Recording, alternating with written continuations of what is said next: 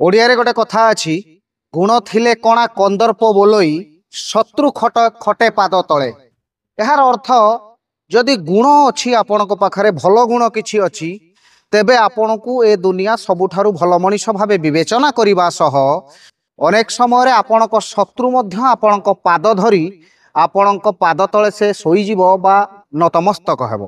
सेथिपई आपण पाखरे किछि थाउ किंबा न थाउ हेले गुण सबु बेले भल गुण को आपण आवरी नबार आवश्यकता अच्छी ताकू भल गुण को आपण सब बेले आडप्ट करिवार आवश्यकता अच्छी शिखिबार आवश्यकता अच्छी एवं यार भितर केउठी ना केउठी जेते भी आपण पाखरे खराब गुण अच्छी ताकू केमिति आपण रिमोडिफाई करिवे बा निजको निजे केमिति सुधारिबे से दिगरे मध्ये जतमान हेबार आवश्यकता अच्छी। सेइति पई तो अनेक दिनरु ए लेखा रहिछि जे गुण थिले कणा कंदर्प बोले शत्रु खटे पाद तले।